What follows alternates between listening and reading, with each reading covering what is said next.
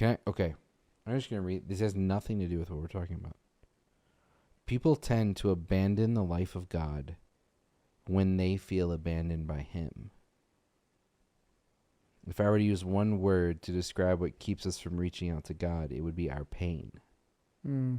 There's a reason why much of what we know as psychotherapy involves the patient confronting his journey in relationship with pain.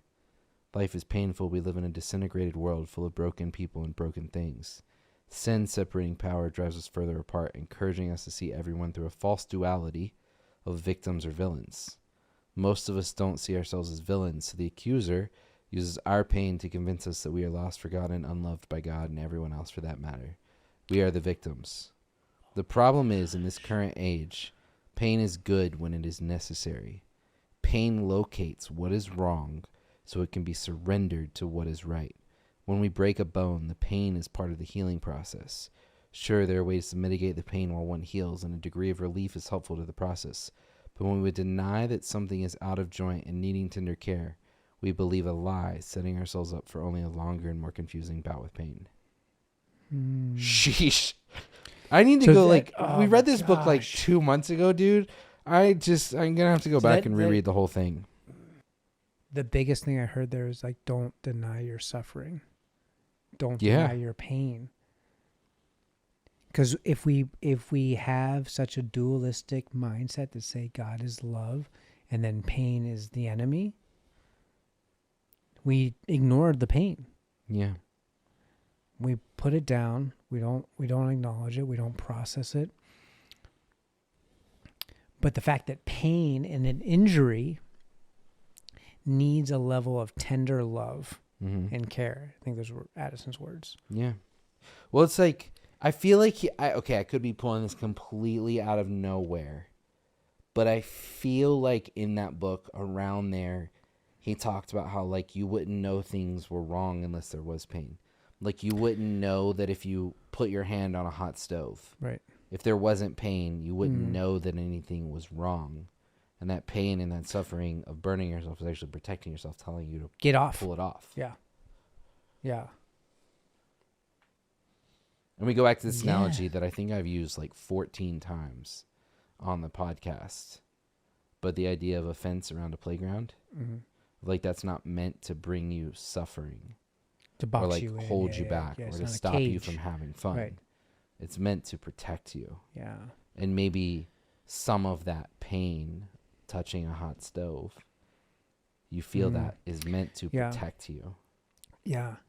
And sometimes things that we experience that are hurt and we're going through suffering are not our fault. Right. And, you know,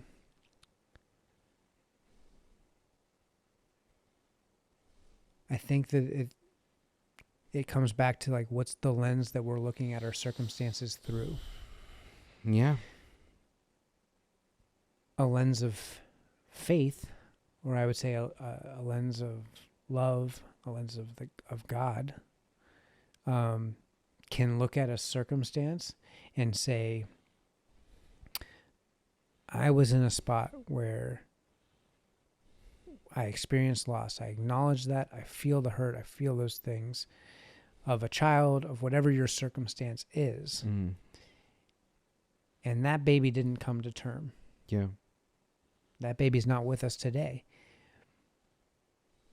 But something that I think that you might have received a similar message, but like the midwives told us too, was like, hey, sometimes like the body, like a situation like this can happen because something is wrong, and the safest thing that we can do is kind of like terminate it, like end, like the body in itself will say like, this is not good. Whether that's protecting, maybe it was protecting Abby Grace, right? Or I don't know, but like there is a difference in my ability if I can look at it through the fact it's like, it doesn't diminish the hurt, doesn't diminish the loss, doesn't say I'm not suffering through this moment. Right. I'm going to like choose to acknowledge and breathe it and like, and come out the other side. But if I can have a perspective that says like, hey, there was a level of protection, a veil of protection that was over this situation. Right. I don't have to understand everything. Right. And it doesn't discount any of the way I'm feeling. Right. You know, for years, throughout college, I guess I identified. I said I was an atheist. Didn't believe in God, Jesus, none of it. I didn't want anything to do with any of it, and I was like a jerk. And I remember that one of my prevailing thoughts was basically this idea that religion or Christianity or the Bible or Jesus, it was only for weak people, of where they couldn't get through things. And so they needed something to fall back onto to be able to get through whatever you're going through. And then it was really just this fallback mechanism. And that if you needed that, then you were weak. And that was part of the reason why I didn't believe it, because I wasn't weak. I could get through it. Right? And I feel like we're talking about all this kind of stuff, and I feel like I think that has been a seed of doubt for a long time for me.